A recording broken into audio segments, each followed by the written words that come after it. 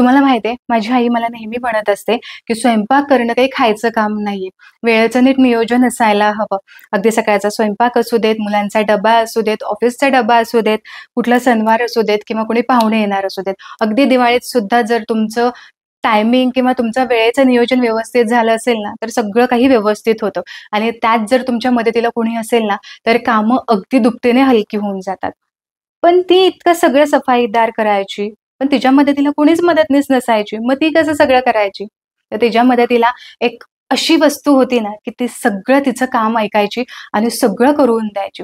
अशीच एक वस्तू गेले कित्येक वर्ष मी सुद्धा वापरतीये आणि ती वस्तू माझं सगळं काही ऐकत असते आणि मी जे सांगेल ते सगळं काम करते. अगदी सकाळचा डबा, दुपारचं जेवण, संध्याकाळचं जेवण, कुठला सणवार असू देत, दिवाळी असू देत, दसरा असू देत किंवा आपले गणपती बाप्पा येणार असेल, मोदक बनवायचे असतील, सगळं काही करून देते.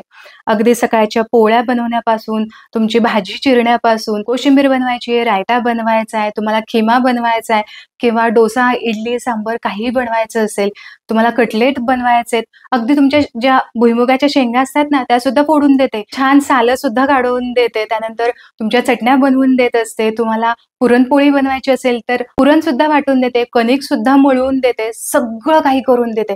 तुम्हाला गुलाबजामुन बनवायचे, दिवाळीसाठी लागणाऱ्या करंज्या बनवायच्यात, सारण बनवून देते, पीठ मळून देते. आणखीन काय हवंय? बरंच काही मंचुरियनसाठी भाज्या सगळ्या चिरून देत असते. तुम्हाला सूप बनवायचंय, सगळं, सगळं, सगळं काही करते. अशी कुठली वस्तू आहे माहिती आहे? अशी वस्तू आहे फूड प्रोसेसर.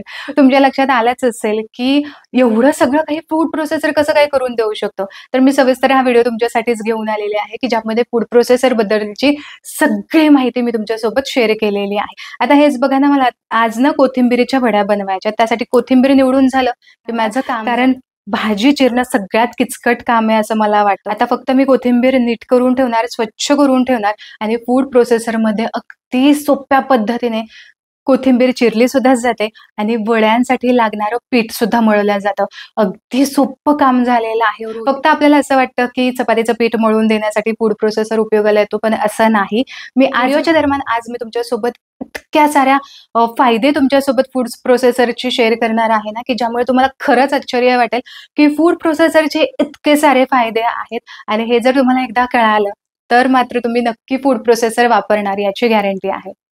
तर माझ्याकडे हा अगारोचा ग्रँड फूड प्रोसेसर आहे, जो मल्टीफंक्शनल आहे. यासोबत 2.1 लिटरचा बाउल आहे, 250 ml ग्राइंडिंग जार आहे, 1.7 लिटरचा ज्यूस जार सुद्धा आहे. स्लायसर कटर आहे, श्रेडिंग कटर आहे, फ्रेंच फ्राईज तुम्ही यामध्ये बनवू शकता. पीठ मळण्यासाठी, चॉपिंग करण्यासाठी, मिक्सिंग करण्यासाठी यामध्ये ब्लेड आहेत आणि सिट्रस ज्युसर सुद्धा आहे. तर सगळ्यात आधी हे हुक मी लावून घेतलं. त्यानंतर हा बॉल आपल्याला यावरती लावून घ्यायचा आहे. तर सगळ्यात आधी तर तुम्हाला मी लसूण कसा यामध्ये सोलायचा हे सांगणार आहे. यासाठी ना यामध्ये जे चपाती मळण्याचं ब्लेड आहे, नीडिंग ब्लेड, हे आपल्याला यामध्ये लावायचं आहे. तर इथे लसणाच्या 7-8 कुड्या मी घेतलेल्या आहेत. आधी लसणाच्या ज्या पाकळ्या आहेत त्या आपल्याला मोकळ्या करून घ्यायच्यात. आता लसणाची अगदी सहज अशी निघेल अशी मोठी-मोठी साल मी काढून घेतली. लसणाच्या पाकळ्या वेगळ्या करून झाल्या. आता या पाकळ्या लगेचच या बाउलमध्ये घालायच्यात आणि झाकण लावून पल्स मोडवरती आपल्याला 4 ते 5 वेळा आपल्याला हे फिरवून घ्यायचंय. आता इथे तरी मी थोडाच लसूण घेतलाय, पण तुम्ही एका वेळेस अर्धा किलो म्हटलं तरी लसूण चांगला सोलून घेऊ शकता आणि तेही अगदी 5 मिनिटाच्या आत. आता इथे चांगलं मी बारीक करून घेतलंय, एका ताटामध्ये काढून घ्यायचं आणि हा लसूण चांगला पाखडून घ्यायचा. तुम्ही इथे बघू शकता भरपूर लसूण, जवळ आसपास एक 50 ते 70% लसूण तर आपला सोललेलाच आहे आणि जो काही उरलेला लसूण दिसतोय ना, तो तर फुटलेला आहे. तुम्ही नुसतं हाताने चुरगळून पाहिलत ना, तरी अगदी सहज अशी साल वेगळी होते. अगदी 10 ते 15 मिनिटांमध्ये किलोनी लसूण तुम्ही सोलू शकता. आता इथे आज मला कोबीची भाजी करायची, यासाठी अर्धा कोबीचा गड्डा घेतलाय. याचे फक्त 3 भाग करून घेतलेत. आता हा इथे स्लायसर लावून घेतलाय. या स्लायसर कटरमध्ये अगदी काही सेकंदामध्येच आपला कोबी अगदी पटकन चिरून सुद्धा होतो. तुम्ही इथे बघू शकता अगदी सहज असा चिरला जातोय. सकाळच्या घाईमध्ये अगदी काही सेकंदामध्ये तुमची भाजी चिरून सुद्धा होते. तुम्हाला कोबीचे मंचुरियन बनवायचे, सलाड बनवायचं असेल तर या पद्धतीने पटकन चिरून घ्या. सहज असे पटापट चिरून सुद्धा होतात आणि इथे तुम्ही बघू शकता मस्त पातळ आणि लांब असा हा कोबी आपला चिरून सुद्धा झाला. आता यानंतर चॉपिंग ब्लेड इथं लावून घेतलेला आहे. आता माझ्याकडे डाळ भिजवून ठेवली होती. ही डाळ मला बारीक करून घ्यायची. मला आज डाळीचं पिठलं बनवायचंय. पुरण तुम्ही यामध्ये अगदी सहज वाटून घेऊ शकता. डाळ तर इथे फक्त भिजवून घेतली तरी सुद्धा तुम्ही इथे पाहिलं की अगदी सहज अशी डाळ वाटली गेली. फक्त हरभऱ्याचीच डाळ नाही तर मुगाची डाळ किंवा मुगाच्या डाळीचे डोसे तुम्हाला बनवायचे आहेत, मुगाच्या डाळीचे तुम्हाला हलवा बनवायचा आहे, यासाठी हा फूड प्रोसेसर खूप उपयोगाला येतो. आता इथे मी मोसंबीचा ज्यूस करणार आहे. यासाठी सिट्रस ज्युसर मी इथे लावून घेतलाय. यावरती हे सुद्धा हुक लावून घ्यायचं. मोसंबी फक्त 2 भागामध्ये आपल्याला कट करून घ्यायची. अजिबात यामधल्या बिया वगैरे काढत बसायचं नाही. आपोआप बिया वेगळ्या होतात आणि मोसंबीचा ज्यूस वेगळा होतो. तर हे पहा, अगदी काही सेकंदांमध्येच मोसंबीचा ज्यूस आपला इथे निघाला गेला.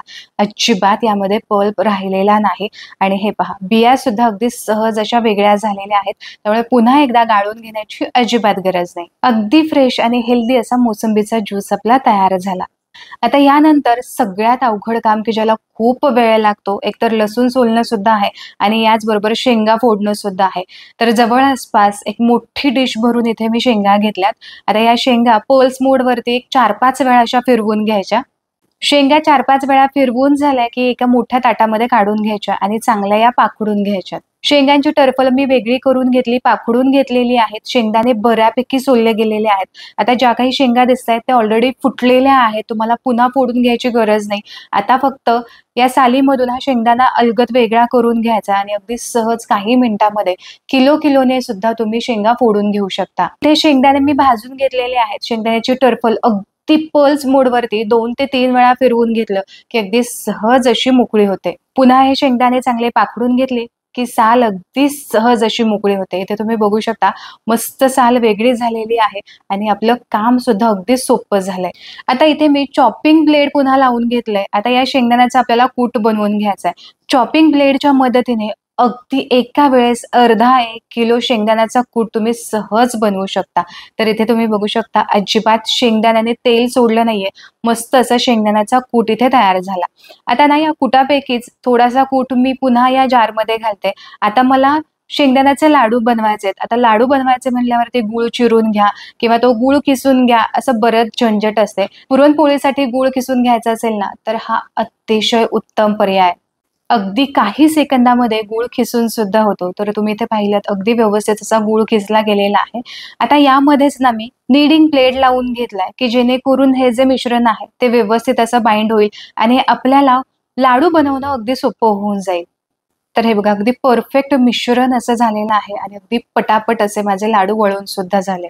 चला आता रोजचं लागणारं सलाड सुद्धा बनवून घेऊया. तर यासाठी स्लायसर कटर मी इथं लावून घेतलाय. झाकण लावून घेतलं. यावरती काकडी घातलेली आहे. काकडीचे स्लाइस सुद्धा झालेले आहेत. अगदी पातळ आणि परफेक्ट असे स्लाइस इथे तयार झालेत. याच पद्धतीने मुळ्याचे सुद्धा अगदी काही सेकंदामध्ये स्लाइस करून होतात. हे पहा, मुळ्याचे सुद्धा अगदी काकडीप्रमाणे परफेक्ट स्लाइस झालेत. आता इथे लागणाऱ्या गाजराच्या सुद्धा अगदी सहज काही सेकंदामध्ये चकत्या सुद्धा झाल्या. स्लाइस कटर वापरूनच आपल्याला कांदा उभा पातळ चिरून घेता येतो. तुम्हाला बिर्याणीसाठी पातळ चिरलेला कांदा हवा आहे किंवा वाटण बनवण्यासाठी हवा आहे, मसाला बनवण्यासाठी हवा आहे, तर अगदी सहज काही सेकंदामध्ये किलोने तुम्ही कांदा चिरून घेऊ शकता. याच पद्धतीने बटाट्याचे वेपर्स बनवण्यासाठी बटाटे खिसून घ्या किंवा तुम्हाला बटाट्याचे भजी बनवायचे आहेत, गोसावळ्याचे भजी बनवायचे आहेत, तर अगदी सहज तुम्ही याचे स्लाइस बनवून घेऊ शकता. आता मला गाजराचा हलवा बनवायचा आहे तर यासाठी गाजर सुद्धा अगदी काही सेकंदामध्ये खिसून होतं. गाजराचा हलवा, दुधी भोपळ्याचा हलवा, ओलं नारळ आहे, ओलं नारळ तुम्हाला खिसून घ्यायचंय किंवा बऱ्याचशा अशा गोष्टी असतात की त्या आपल्याला खिसून हव्या असतात, तर या अतिशय पटकन अशा खिसल्या जातात. फक्त तुम्हाला दाखवण्यासाठी इथे खाली चॉपिंग ब्लेड लावलेला आहे आणि जे काही सलाडसाठी मी भाज्या चिरून घेतल्या होत्या त्याच इथे मी घेतल्यात. यामुळे तुमच्या लक्षात येईल की कोशिंबिरीसाठी सुद्धा अगदी सहज असा भाज्या तुम्ही बारीक करून घेऊ शकता. फक्त कोशिंबीरच नाही तर वेगवेगळ्या भाज्या तुम्ही यामध्ये बारीक करून घेऊ शकता. तुम्हाला सूप बनवायचं आहे, व्हेजिटेबल सूपसाठी तुम्ही भाज्या बारीक करून घ्या किंवा तुम्हाला कटलेट बनवायचं आहे त्यासाठी भाज्या बारीक करून घ्या किंवा तुम्हाला मंचुरियन बनवायचं आहे, मंचुरियनसाठी बऱ्याचशा भाज्या लागतात त्या तुम्ही यामध्ये बारीक करून घेऊ शकता. आता इथे मी 1.7 लिटरचा ज्युसर जार घेतलाय की ज्यामध्ये आपण मँगो मिल्कशेक बनवणार आहोत. तर यासाठी 2 मीडियम साईजचे मँगोचा पल्प मी काढून घेतलेला आहे. यामध्ये साईज सकट आपल्याला दूध घालायचंय. तर जवळपास 1 कप भरून दूध घातलं. 2 चमचे फक्त यामध्ये साखर घातली आणि चांगलं हे फिरवून घ्यायचंय. मस्त असा दाटसर मँगो मिल्कशेक तयार होतो. याच पद्धतीने भरपूर सारे ज्यूस तुम्ही बनवू शकता, शेक बनवू शकता, कोल्ड कॉफी बनवायची असेल तर तेही करू शकता. घरामध्ये लहान मुलं असतात, त्यांना फ्रेंच फ्राईज खूप आवडतं. तर हे आहे फ्रेंच फ्राईजचं कटर. हे कटर मी बोलला लावून घेतलं. आता यानंतर आपल्याला साल काढून घेतलेला बटाटा यामध्ये घालायचा आहे. पटापट असे फ्रेंच फ्राईजचे तुकडे सुद्धा होतात. तर हे पहा, या पद्धतीने असे मस्त असे फ्रेंच फ्राईजचे तुकडे झालेले आहेत. आता इथे ना माझ्याकडे ओला नारळ फोडून ठेवला होता. त्याचं जे खोबरं आहे ते फ्रीजमध्ये 3 ते 4 दिवस तसंच पडून होतं. त्यामुळे ते थोडंसं कडक झालंय. आता हे कडक झालेलं खोबरं खिसलं जातंय का हे सुद्धा आपण चेक करून घेऊ. सहज काही सेकंदामध्ये खोबरं सुद्धा चांगलं खिसलं गेलंय. थोडंसं कडक असून सुद्धा हे खोबरं अगदी सहज इथे खिसून झालंय. आता हे आहे 250 mlचं ग्राइंडिंग जार, ज्यामध्ये आपण रोजचं वाटण बनवू शकतो किंवा एखादी छोटीशी चटणी आपल्याला बनवायची तर ती चटणी सुद्धा आपण अगदी सहज बनवू शकतो. तर यासाठी यामध्ये 10 ते 12 लसणाच्या पाकळ्या, 1 इंच आल्याचे तुकडे, थोडीशी कोथिंबीर घातली आहे आणि किसून घेतलेलं खोबरं यामध्ये घातलंय किंवा खोबऱ्याचे काप तुम्ही घालू शकता. तर इथे आपल्याला साधं असं खोबऱ्याचं वाटण बनवून घ्यायचंय. अगदी थोडंसं मी यामध्ये पाणी घातलं आणि आता आपण चेक करूयात की अगदी बारीक असं हे वाटलं जातंय की नाही. हे दिसायला जार इतकं छान आहे की त्यामुळे ना मी सारखं यामध्ये काही ना काही बनवत असते. कुठे चटणीच बनव, कुठं वाटणच बनव, कुठं आलं लसणाची पेस्ट बनव. आज मला मेथीचे थेपले बनवायचे आहेत. यासाठी मी ना इथे चॉपिंग ब्लेड लावून घेतलेत. मेथी मला चांगली बारीक अशी चिरून घ्यायची. मेथीच काय, इथे कोथिंबीरीच्या वड्या तुम्हाला बनवायच्या असतील, मेथीचे वडे तुम्हाला बनवायचे असतील किंवा वेगवेगळ्या भाज्या तुम्हाला चिरून घ्यायच्यात. पालक, शेपू, कांद्याची पात तुम्हाला बारीक करून हवी आहे, बारीक चिरून हवी आहे, तर अगदी सहज असं यामध्ये बारीक चिरलं जातं. मेथी बारीक करत असतानाच यामध्ये मिरची आणि लसूण सुद्धा मी घातलाय. तर तुम्ही इथे बघू शकता मस्त अशी बारीक अशी मेथी माझी चिरून झालेली आहे. आता हे मी ब्लेड काढून टाकते कारण मला मेथीचे थेपले बनवायचे. तर यामध्येच मी काय करणार आहे, हे नीडिंग ब्लेड लावून घेतलं की माझं पीठ सुद्धा यामध्येच मळून होईल. थेपले बनवण्यासाठी जे काही साहित्य लागतं ते सगळं साहित्य पिठं मी यामध्ये घातलेली आहेत. पिठं, मीठ, मसाले, ओवा, जिरं, तीळ, हिंग असं सगळंच मी यामध्ये घातलेलं आहे. आता यामध्ये असंच थोडंसं फिरवून घेऊ आणि जसं तुम्हाला डो हवा आहे त्या पद्धतीने तितकंसं यामध्ये पाणी घालायचं आणि चांगलं पुन्हा फिरवून घ्यायचं. आता काही सेकंदांसाठी फिरवून झालं की अगदी चमचाभर यामध्ये तेल घालायचं, म्हणजे गोळा एकसारखा तयार होतो. तर इथे तुम्ही बघू शकता आपलं जे थेपला बनवण्यासाठीचं जे पीठ आहे, कणिक आहे, ते अगदी सहज अशी मळून झालेली आहे. याच पद्धतीने तुम्ही धिरडी, धपाटी, थालीपीठ, अगदी तुम्हाला भजी बनवायचं आहे ना, तर भज्याचं पीठ सुद्धा अगदी व्यवस्थित यामध्ये भिजून होतं. उत्तप्पा, साबुदाण्याचे वडे किंवा तुम्हाला अप्पे बनवायचे आहे तर अगदी सहज असं यामध्ये पीठ तयार करता येतं. तर इथे तुम्ही बघितलंत की अगदी व्यवस्थित परफेक्ट जसं आपल्याला चिकट पीठ हवं असतं त्या पद्धतीने पीठ इथं मळवून झालंय. आता नॉर्मल रेग्युलर चपातीसाठी लागणारे सुद्धा पीठ आपण इथे मळवून घेऊयात. तर मी इथे काय केलं, लागणारे गव्हाचं पीठ यामध्ये घातलं. यामध्येच मीठ घालायचं आणि अगदी 1 चमचाभर तेल सुद्धा घालायचं. तेल घालून फक्त हे पीठ थोडंसं मिसळून घ्यायचं पल्स मोडवरती आणि यानंतर यामध्ये लागेल तसं पाणी घालायचं. रोजचा वापर असेल ना तर पिठाचा आणि पाण्याचा अंदाज अगदी परफेक्ट येतो आणि अगदी सहज असं रोजच्या रोज हवं तेव्हा पीठ मळून घेता येतं. तर आहे ना अगदी सोपी पद्धत. खूप साऱ्या टिप्स मी तुम्हाला दिलेल्या आहेत की फूड प्रोसेसरमध्ये फक्त पीठ मळलं नाही जात, तर बऱ्याचशा गोष्टी तुम्ही यामध्ये करू शकता. मला जितकं शक्य होतं तितकं व्हिडिओच्या दरम्यान तुमच्यासोबत शेअर करण्याचा मी अगदी सहज असा प्रयत्न केलेला आहे. पण याहूनही खूप सारे याचे फायदे आहेत.